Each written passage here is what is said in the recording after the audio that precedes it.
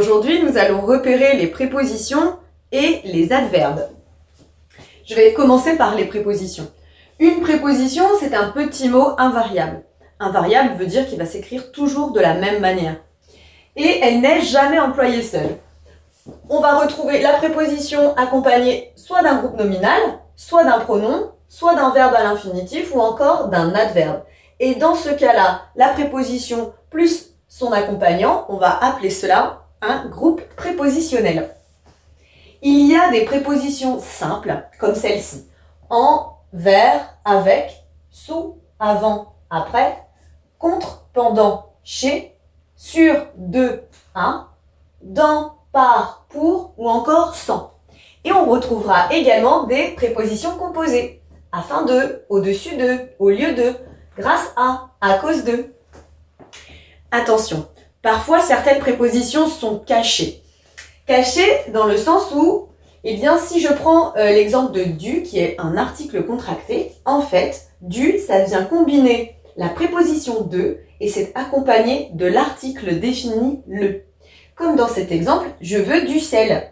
Et pour savoir, eh bien, si je suis en présence de justement une préposition qui n'est pas mise en évidence, eh bien, je peux le mettre au féminin. Si ici, au lieu du sel, je dis de la confiture, ça reste un partitif mot féminin. Je veux de la confiture.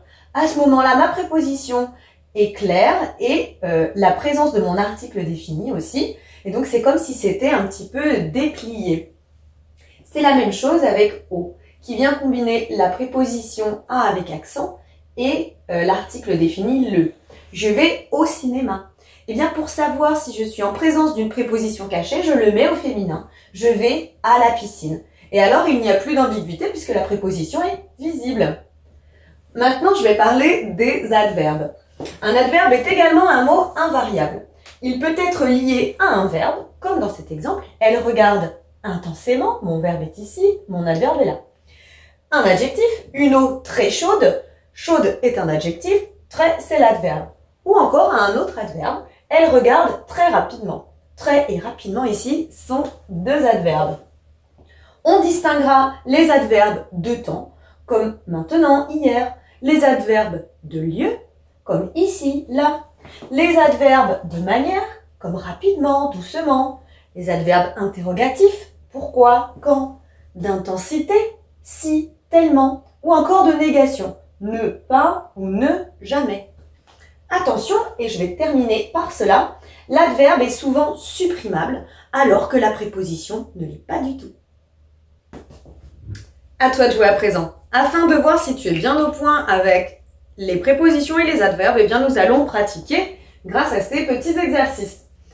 J'ai commencé avec des homophones. Et du coup, peux-tu me dire, entre sur et sur, lequel est une préposition? C'est celui-là.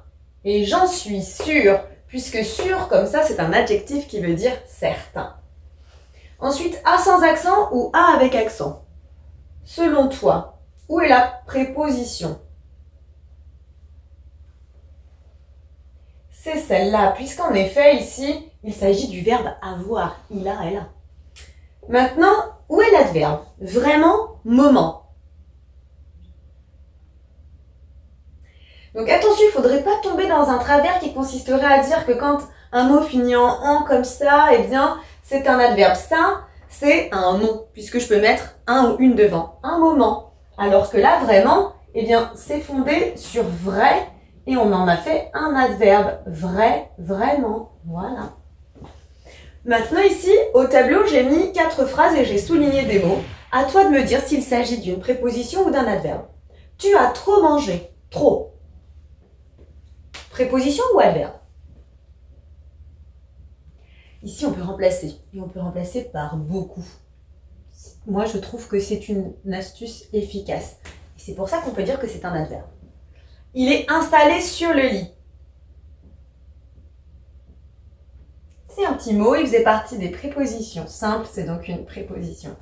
Mehdi et son frère sont avec leur cousin. Alors le avec. Une petite préposition et ils s'amusent tellement ensemble. Celui-là, je peux aussi le remplacer par beaucoup. Donc, on a encore un adverbe. J'ai toujours peur pour toi. Toujours. Un adverbe. On pourrait dire j'ai tellement aussi. Hein. Et pour une préposition, on avait dit c'est supprimable. J'ai peur pour toi. Alors que la préposition, c'est pas supprimable. J'ai toujours peur toi. Ça ne veut rien dire. Si jamais tu éprouves des difficultés avec cette notion, n'hésite surtout pas à aller pratiquer avec les exercices en ligne. J'espère que c'est un peu plus clair pour toi maintenant. À bientôt! Maintenant que tu as tout compris, entraîne-toi en faisant les exercices ci-dessous.